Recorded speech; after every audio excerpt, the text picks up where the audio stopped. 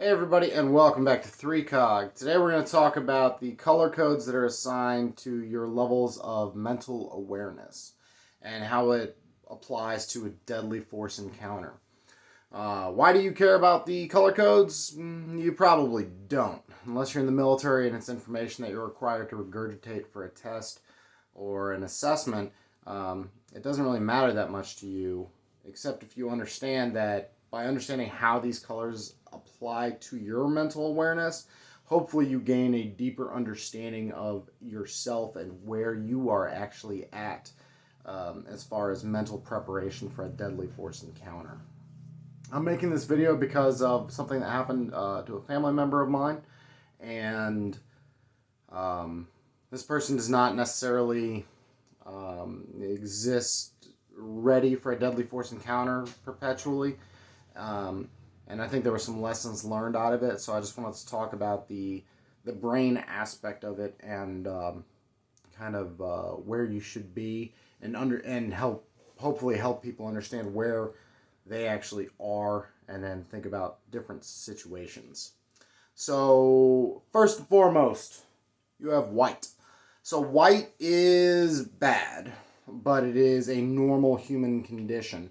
White is when you wake up in the morning and your alarm goes off, and for that split second where you don't know where you are, you don't know what time it is, you don't that split second immediately after you wake up where the boogeyman could be standing right next to you and you are incapable of doing anything about it. We do not want to be there, but it is a normal part of the human condition. So that's white.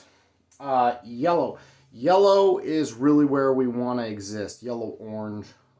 Yellow is non-specific alert. So that's just you paying attention to the world around you. You're paying attention to your surroundings, the people who are moving around you, their actions, listening to what's going on in the background, things like that. It's just general attentiveness to your world. And that's where you want to be, is at that yellow or orange. But yellow is a general, non-specific state of alertness. You're just paying attention and observing the world around you. Orange is a specific alert. So now you've been cued in for some reason that you're looking for something. So somebody yells in a shopping mall or grocery store, and you're like, who yelled? You start looking around. That's where you're orange. Military application, orange can also be based off of intelligence, as in we're looking for, the funniest one ever was in Iraq when they were like, oh, we have credible intelligence that we're going to be attacked by a white pickup truck. They're all white pickup trucks. It's like the most common vehicle in the Middle East. So, it's hilarious. But we're supposed to queue in on a white pickup truck when all the pickup trucks are white and everybody drives a white pickup truck. But orange is your specific alert, or intelligence is telling you to look for something. So you be on the lookout for, so you're looking for a person who meets a description. You're looking for somebody who just made a noise, whatever. That's your orange. That's where you're keyed into something. There's something getting more of your attention. You cannot stay in orange perpetually, because if you stay in orange perpetually, you are going to miss other things in your surroundings. You're going to not absorb as much information from what's going on around you. But we do key into orange when we need to. When our brain says, what is that? That's when we're in that orange. So red is mentally prepared to use deadly force. So that is basically that decision moment where now you've drawn your weapon, you're punching out, and you're making the decision to use deadly force. Obviously, depending on your line of work, you may never be in red, or you might be in red fairly often. It obviously depends on what you do. But red is also not sustainable for an extended period of time. It's mentally exhausting. Your brain's working really hard at that moment, and hopefully your training is really kicking in to overcome some of the shortcomings in your brain. And so now you're jackhammering rounds into that target, or you're in a hand-to-hand fight, or blunt-edged weapons, whatever the case may be. But that's that fight or flight moment is red in mental awareness. And then black. And black is a stress injury. Black is where you stop functioning correctly. It's where you lock up. So sensory overload, you're receiving too much information at once, and you physically cannot react correctly to the new information that's coming in. So a situation is developing in front of you, and it's happening very, very quickly, and then meanwhile there's noise here, noise there, and you just are overwhelmed, and that can be tied to or can result in PTSD. It's also tied to TBI, or traumatic brain injury, and that's definitely not somewhere you want to be.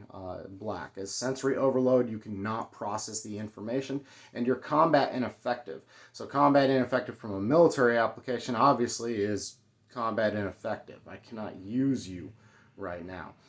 Combat ineffective in your day-to-day life could mean that you have the inability to defend your family, the inability to protect your wife, child, whatever. So definitely not somewhere we want to be.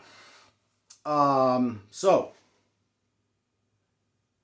we want to be in that yellow-orange. That's where we want to live, right? Yellow, non-specific, paying attention to the world around us. Orange, people say, do something, noises, they key us in. We start paying more attention to certain details. That's where you want to be. And then red, if required. You need to be able to kind of smoothly slip in and out of being red to where, okay, you're red, deadly force application, and then you back up into orange and be able to see your surroundings and pay attention to the world around you. White, like I said, you don't want to be there. Well, a lot of people put themselves there, and the way they put themselves there in most commonly in day-to-day life is with a cell phone. If you're paying attention to a screen and you're reading and you're receiving all the information off of, the little box, you're not paying attention to the world around you at all. People are like, oh, I can text and drive. Yeah, but you're not nearly as good of a driver as you are normally, and most people suck at driving because most people have never really been professionally coached on how to drive. So cell phones suck you into the white. Especially if you are a person who carries a weapon on a regular basis. Leave your phone in your pocket. Don't pull it out in a situation where you might have to react. It's so easy to get sucked in to your phone and then not be paying attention to the world around you, which is not where you want to be. So then that puts you right into white, where you're oblivious to the situation, you're oblivious to what's going on around you. And there has to be something very loud or very sudden to get your attention away from your phone, and that's not the goal. So those are the color codes. Yeah, I mean, it's a big part of military use of force training are these color codes. So I just wanted to talk about it, and then you need to understand where you are on a day-to-day basis. Remember that if you consider yourself to be a peaceful person, but you're peaceful because you don't have the ability to do violence, you're actually not peaceful, you're harmless, which makes you relatively useless. Violent people choose to be peaceful, or people capable of violence choose to be peaceful. People who are not capable of violence are harmless, and a lot of them hide under the idea of being peaceful, but really they couldn't do it if they wanted to. So that's it. Thank you very much for watching. Hope you learned something, a little bit different of a topic than most of my videos, but it's something I enjoy instructing, so take it easy. See you next time on 3COG.